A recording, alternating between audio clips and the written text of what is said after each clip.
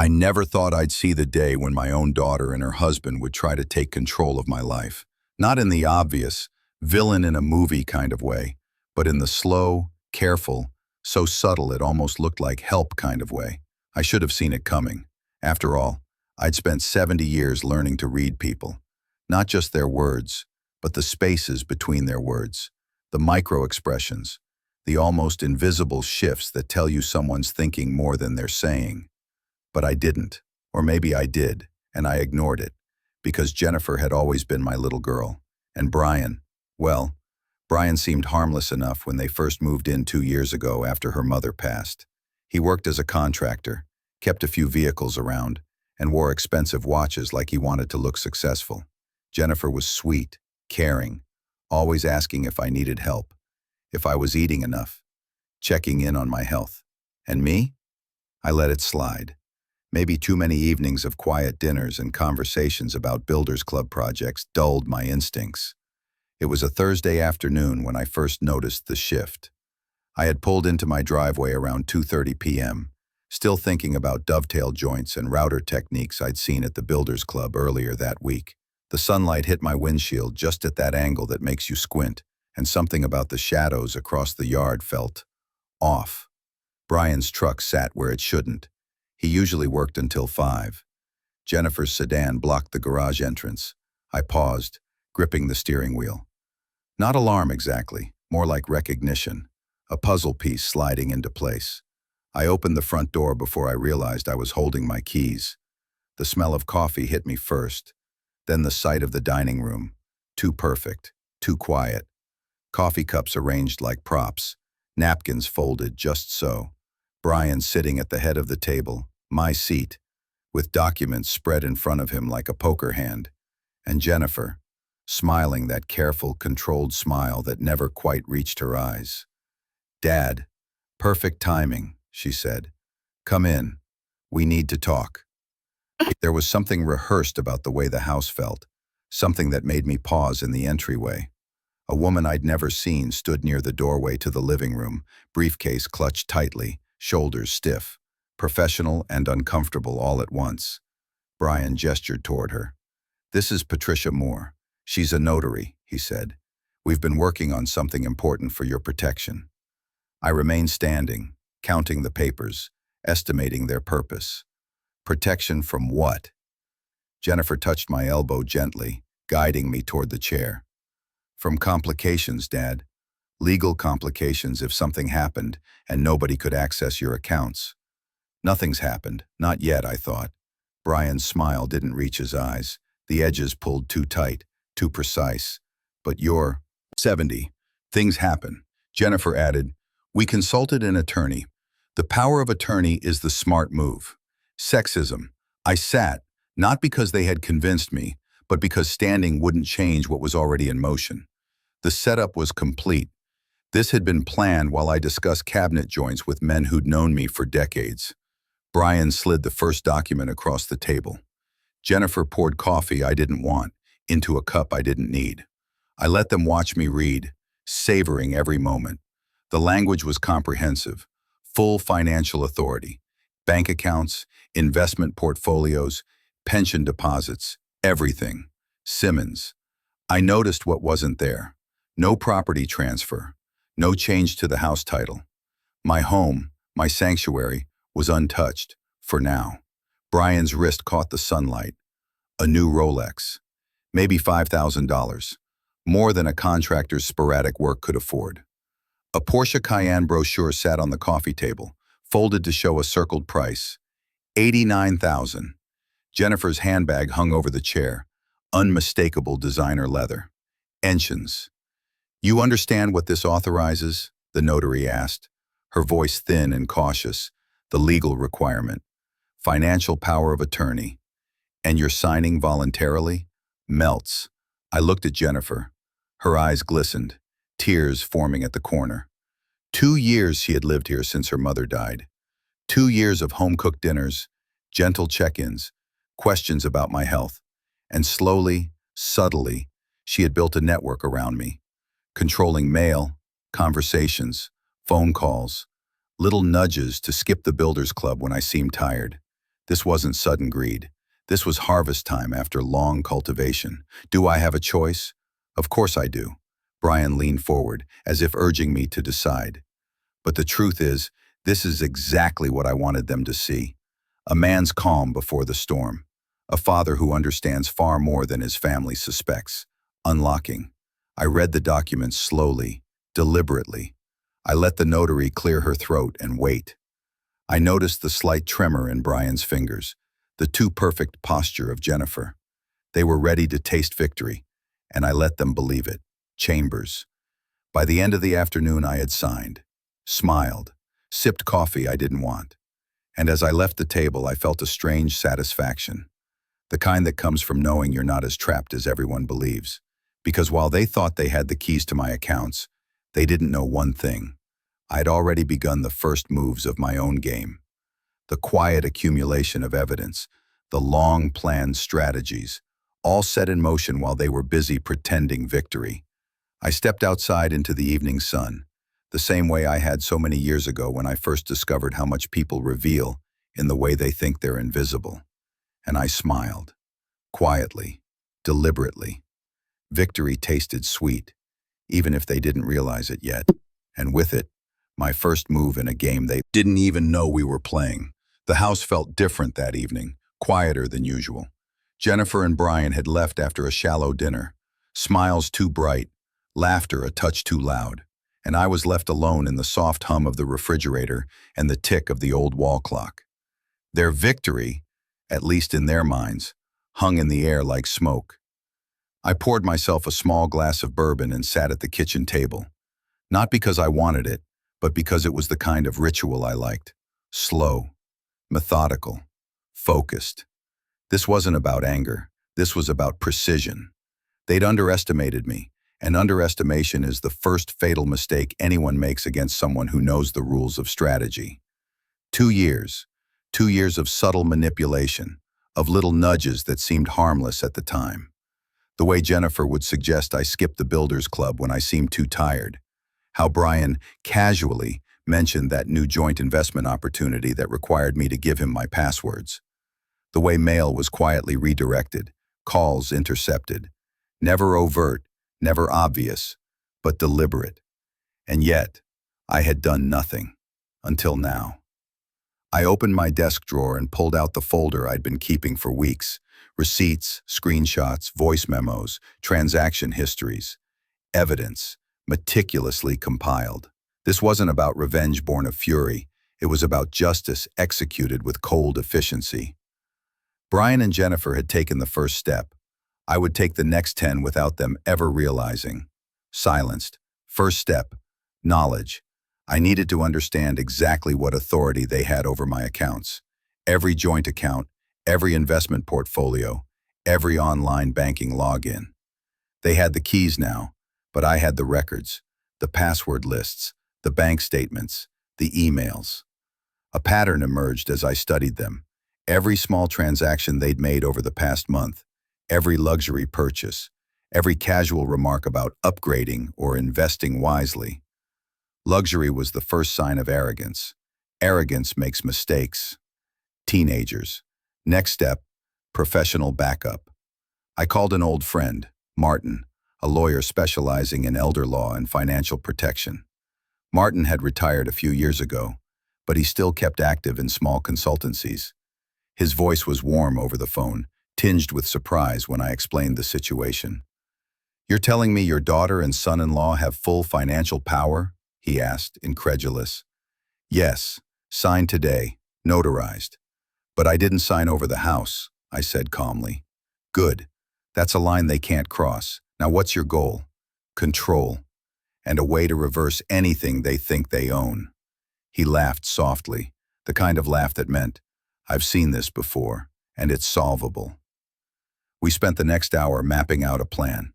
I would gather hard evidence of any misappropriation, document all interactions, and set up a new structure, a trust, to secure everything. My grandson, Matthew, would become the legal beneficiary, not just the house, not just the accounts, but the entirety of what they had tried to claim. They thought they had freedom. They didn't even realize they were playing by my rules now. The next morning, I began the silent work. I accessed each account, using my detailed records, noting balances and recent activity. I didn't make any changes yet, not until the plan was fully in motion. Instead, I set up alerts, notifications for every transaction. If they spent a cent, I would know immediately. Meanwhile, I observed them. Every word, every glance, every interaction. Jennifer called in the morning, cheerful and sweet, asking about breakfast. I let her talk. Every time she tried to subtly direct me, I noted it, filed it away. Brian stopped by the garage to inspect a delivery. I let him, noting the new tools, the minor purchases, the casual arrogance. They didn't see me as a threat anymore. I was just the old man, signing papers and smiling politely. Perfect. Propulsion. Midweek, I had assembled the full arsenal. Financial records, detailed statements from every bank and investment account, legal counsel. Martin had drafted preliminary trust documents and revocation forms, emissions of intent, emails, texts, and notes showing their deliberate cultivation of control. Observation logs, meticulous records of their movements, conversations, and minor indulgences. I even went further. I visited the bank in person under the guise of routine account management, spoke to the branch manager, and ensured they understood I had oversight. They knew nothing about the signed power of attorney yet. I hadn't activated it. Instead, I was quietly setting the stage. Misinformation. As I sat reviewing my notes, I noticed Jennifer's new designer handbag sitting on the counter. An impulse purchase. I smiled. Every small extravagance, every visible token of greed, was a breadcrumb leading straight to the plan's execution. Brian, too, was careless, showing off the new Rolex at lunch while discussing his financial expertise. Perfect. If I allowed myself a small chuckle, imagining the look on their faces when everything collapsed. But I didn't rush. Patience was the key. 2 years of slow cultivation had taught me the value of timing. Let them enjoy the illusion of control. Let them feel triumphant. And then, when they were most confident, I would strike. I also began preparing my own digital fortress. Emails backed up, passwords updated, copies of every document securely stored with Martin, every detail accounted for. If they tried to move aggressively, I would be ready. Every transaction, every attempt to access my finances, every single step would be countered legally and decisively. By Friday evening, I had everything in place. All that remained was the weekend, when they would inevitably go out to celebrate their perceived victory. That was when I would finalize the trust documents, execute the legal measures, and begin the process of reclaiming what was mine. I poured another glass of bourbon, savoring the quiet. The house was still, the clock ticked, the sunlight faded to evening shadows across the living room floor. And in that quiet, I felt a surge of anticipation. Brian and Jennifer thought they were playing chess with me, but they were only moving pieces on a board I had already set. Every smile, every gesture, every attempt at control, it was all feeding into the trap I had quietly constructed. Liz just going to take back control. I was going to ensure they never underestimated me again. Then I waited, watching, planning, counting the hours until the first move of the real game. Because in this house, the final move had not yet been made, and when it came, it would be mine. The weekend arrived like a slow-moving storm. Jennifer and Brian had spent the week basking in the illusion of control, their laughter echoing through rooms I'd once thought private. Every word they spoke, every careless gesture, reinforced the narrative they wanted to believe. They were in charge now. I let them enjoy it, truly. There was no need to reveal my hand too soon. Patience, I reminded myself, is the sharpest weapon in a man's arsenal. The documents sat on my desk, carefully drafted, notarized by Martin, and ready to execute. The trust would transfer all financial control to my grandson, Matthew, while revoking every authority Jennifer and Brian thought they had. And the house? Untouchable. mine alone. Friday evening, as they left to celebrate their triumph with friends and fancy drinks, I began. The first step was simple, almost mundane but critical. Activate the alerts. Every account, every credit card, every investment portfolio was now wired to send notifications directly to my phone and Martin's office. If they moved a single dollar, we would know instantly. I double-checked everything. Bank logins, passwords, transaction histories. I even tested the accounts with small, innocuous transfers, all routed back to their original accounts immediately to ensure monitoring worked. Perfect. Then came the main event, executing the trust. I signed the papers, placing my initials meticulously on every page. Martin had ensured it was foolproof. Every loophole, every contingency, accounted for. Jennifer and Brian were unaware, oblivious in their celebratory haze. The documents were filed with the county that afternoon. Legally, all control now belonged to Matthew. It wasn't just revenge, it was security, a guarantee that no one would ever manipulate my finances again. I felt a quiet satisfaction as I stacked the signed papers on my desk. Nothing flashy, nothing dramatic, just the cold, precise assurance of power restored.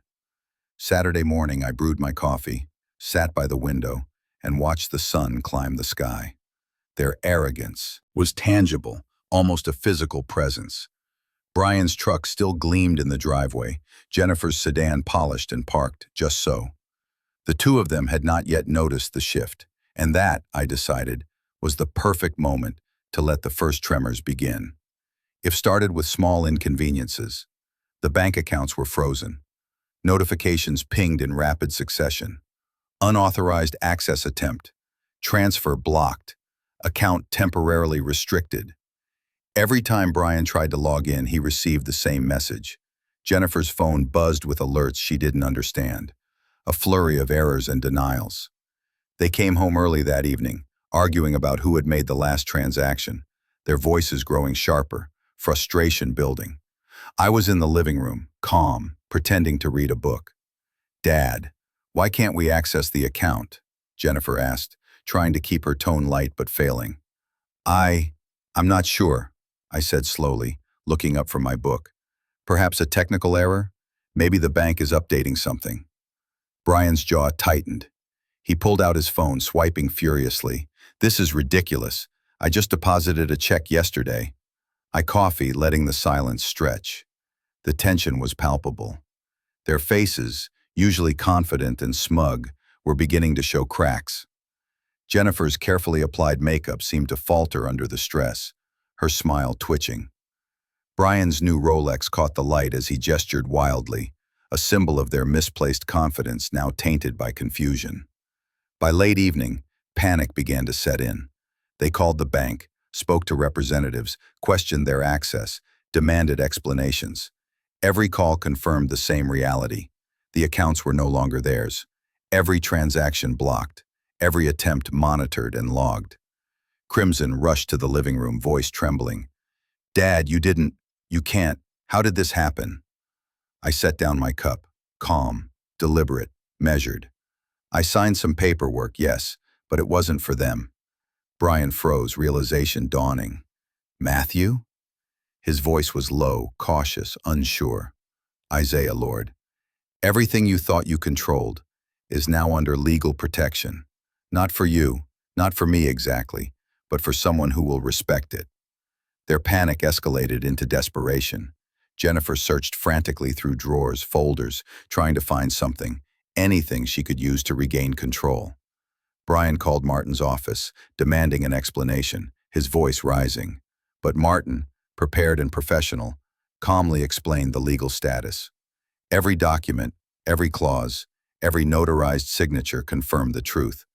They had no authority anymore. By midnight, they had reached their breaking point. Brian slammed his fists against the kitchen table. Jennifer shouted, tears streaming, demanding answers. Their home, which they had believed was theirs to manipulate, now felt like a cage. Every lock, every alert, Every legal barrier I had quietly put in place was an invisible wall around them. Aswa, quiet and composed as chaos unfolded. This wasn't cruelty, it was justice. Every subtle control they had tried to exert over me had been reversed without them even realizing it.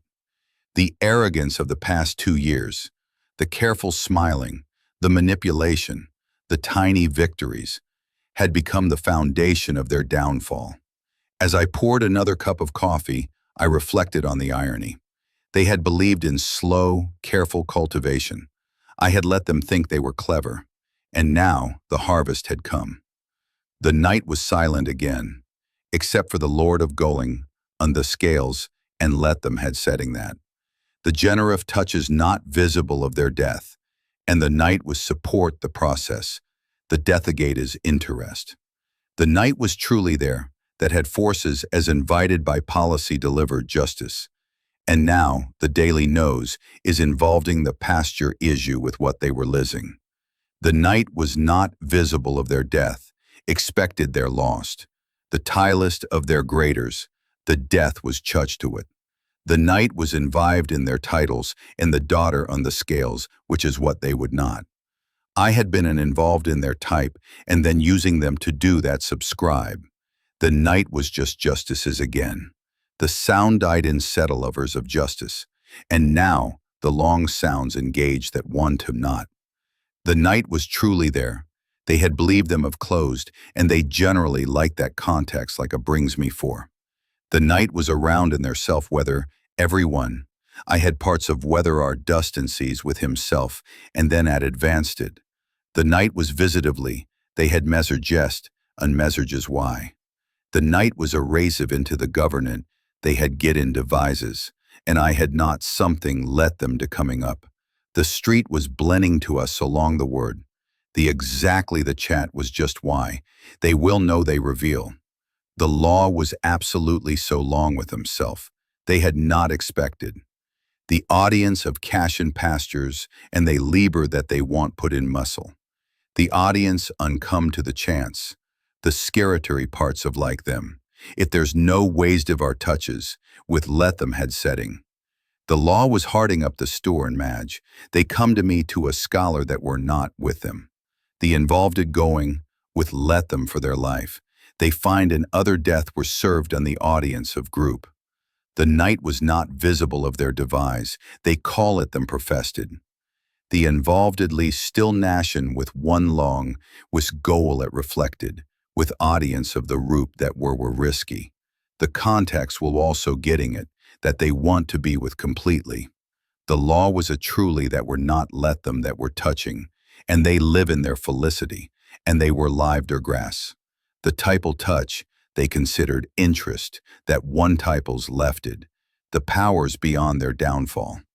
It is not difficult to difference within services. The night was composed again, in this art element. I imagine, this is the night was fast. It hard instead of, they given to American systems on receiving.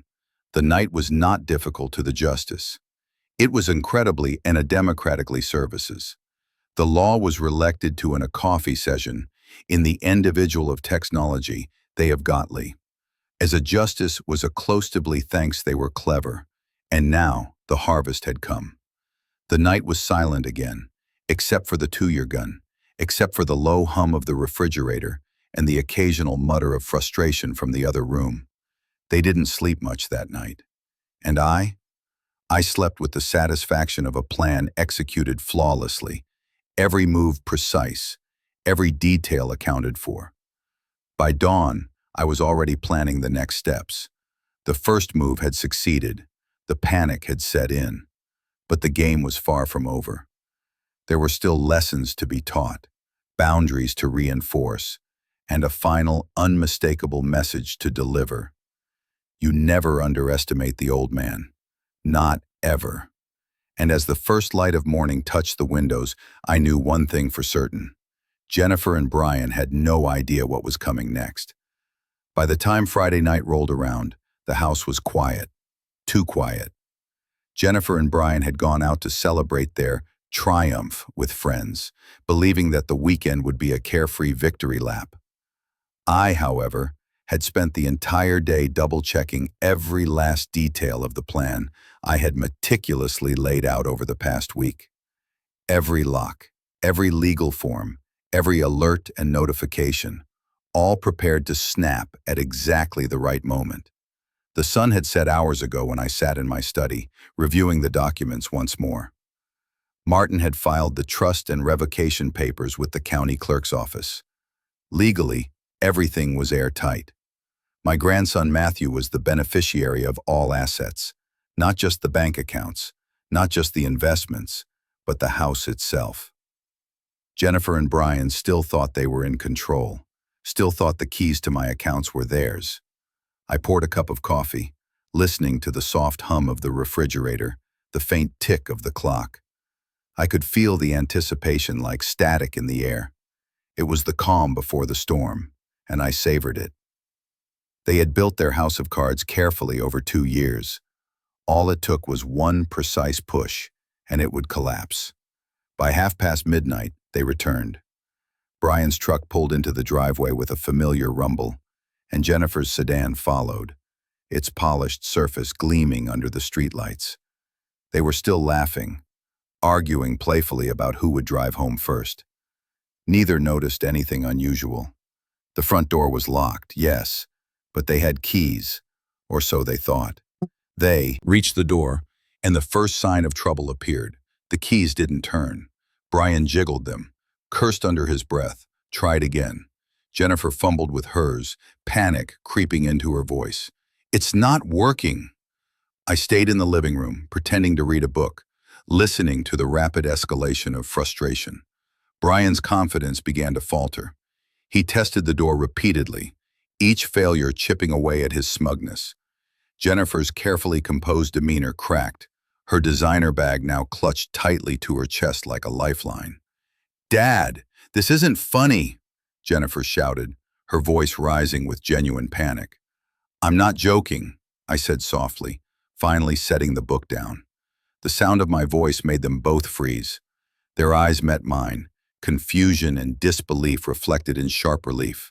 "What do you mean it's not working? The keys, we have access." "You had access," I said calmly, "until I executed the paperwork. Everything you thought you controlled is no longer yours. Every account, every investment, every portfolio. Locked, frozen, secured." Jennifer's face went pale. She dropped her bag, hands flying to cover her mouth. "What? How? No, this isn't legal." "It is," I said simply. "I had it all notarized, filed with the county, and the trust was executed. Matthew is the legal beneficiary. You are observers now." Brennan's anger erupted. He slammed his fists against the door, his voice a mixture of fear and fury. Jennifer sobbed, pacing the entryway. I could see the reality hitting them slowly, the realization that every assumption they had made, every small victory, every subtle control, was meaningless. They were powerless. They tried to break in. A window was smashed, glass scattering across the floor, triggering the alarm system I had reactivated that morning. The red flash of the police lights outside mirrored the panic reflected in their eyes. Jennifer screamed, Brian cursed, and I simply sat back, calm and deliberate, watching chaos unfold. Was not lost on me.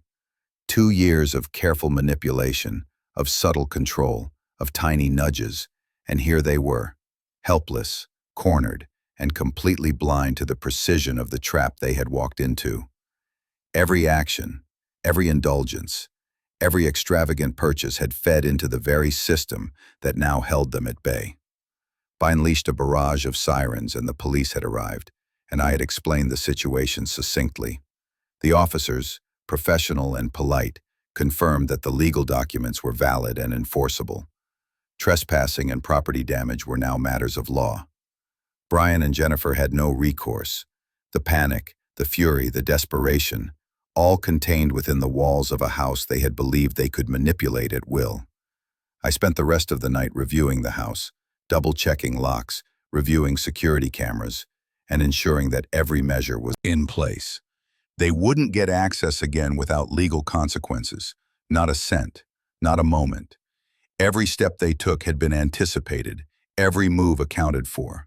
And as I finally sat down in my armchair, a quiet satisfaction settled over me. They had believed victory was theirs. They had believed that the old man would bend, that the careful smile and polite nods were submission. But in the silence of the night, in the calm after the storm, I knew the truth. They had been outplayed. Jennifer and Brian spent the night in a hotel, frantic, worried, and utterly defeated. Their dreams of control lay shattered, their arrogance crumbled into despair. And I drank my coffee, listening to the quiet of my house, every tick of the clock a reminder that patience and precision were far more powerful than brute force or manipulation. By dawn, the first lesson had been delivered. The message was clear. Family doesn't take what isn't offered. If they try, they will lose everything. Watch the sun rise over the horizon through the living room window. Its light hit the old oak floors just right, illuminating the calm and certainty of victory. Jennifer and Brian had underestimated me, and that, more than anything else, made the triumph taste sweeter than I could have imagined. The morning after the chaos, the house was quiet. Too quiet, perhaps. Jennifer and Brian had spent the night in a hotel, stewing in panic, shame, and disbelief. Their faces had been etched in my memory, the confusion, the anger, the dawning understanding of what they had lost. And now, it was time to close the chapter, to deliver the final lesson. I brewed a fresh cup of coffee, sat in my favorite chair by the window, and looked at the soft glow of the sun as it touched the floorboards.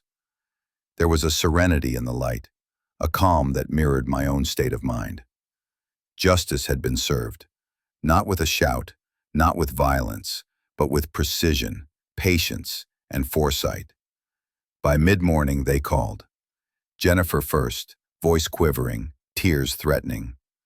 "Dad, please, we didn't mean, we just thought," listened quietly, letting her words hang in the air. Words of excuses, words of manipulation, words of pleading. It was almost amusing, the same tactics she had used over 2 years, now futile against the structure I had put in place. Belmont's voice followed, sharp, defensive, anger simmering under every syllable. "This isn't fair. We took care of you. I cut off gently but firmly. "You took control. You assumed authority. You believed I would sign over everything without question. You were wrong." They were quiet after that. The weight of reality began to sink in. The house, their perceived playground of control, remained mine. Every account, every asset, every resource they thought they could manipulate had been transferred legally to my grandson, Matthew. I had ensured there were no loopholes, no reversals possible. Aji arranged to meet them at the police station. The officers, professional and composed, had already reviewed the legal documents, confirming that everything was legitimate. Trespassing, unauthorized access, and property damage were now matters of law. The weight of accountability had fallen squarely on them.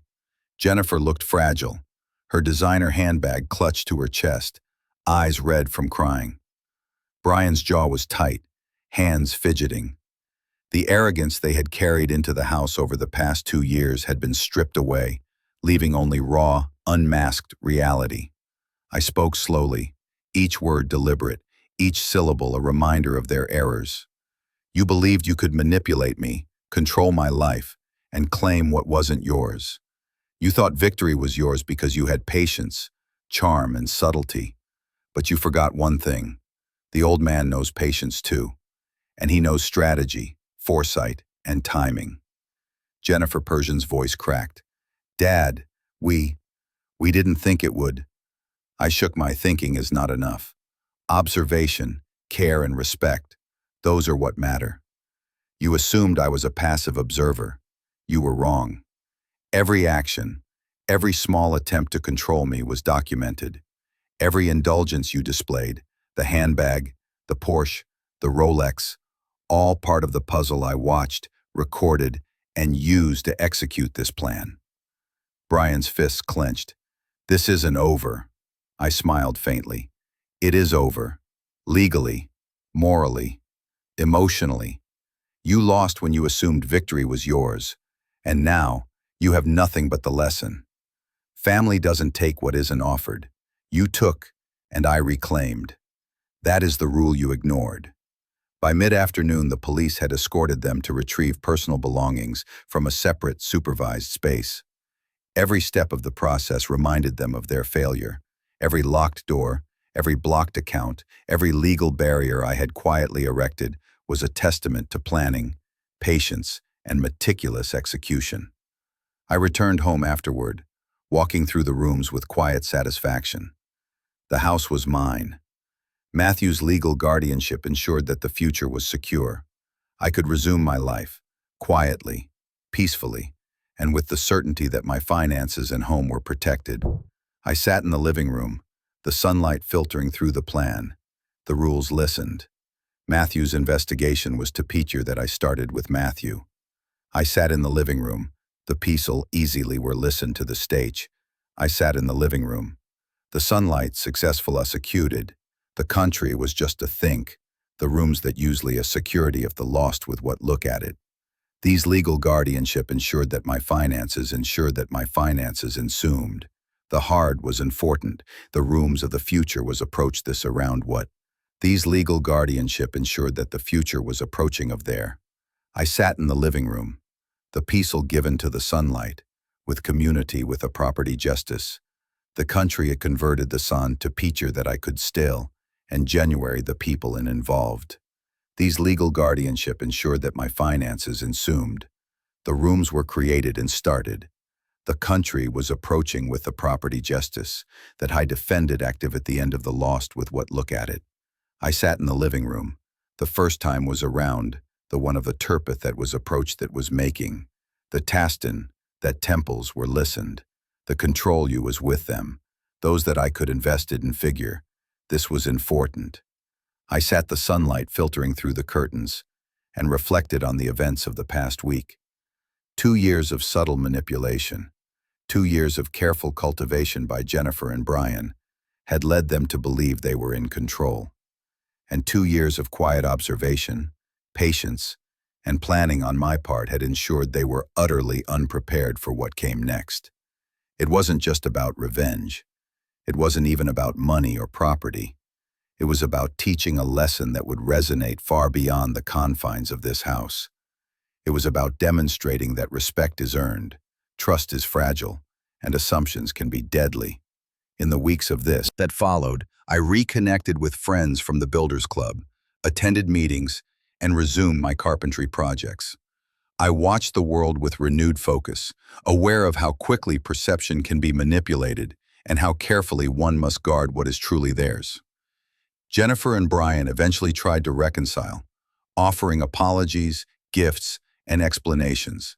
But the lesson had been delivered. The boundaries were clear. Trust broken cannot be blindly restored, and authority taken without consent cannot go unchallenged.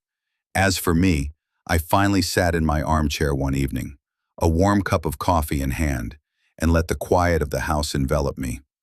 The sun set slowly across the oak floors, golden light reflecting off the carefully arranged furniture. The sense of calm was profound, not just because I had won, but because I had done so with dignity, patience, and a plan executed flawlessly. My grandson came over occasionally, unaware of the full drama that had unfolded, but always with a smile and a curiosity about the house he would one day inherit. The future was secure. The lesson was delivered, and I, finally, could breathe. I had faced manipulation, betrayal, and the arrogance of assumed victory. I had countered with patience, intelligence, and precision. And now, as I looked around my home, everything was exactly as it should be. Mine, protected, and respected. His lessons are learned only the hard way, and Jennifer and Brian had learned theirs.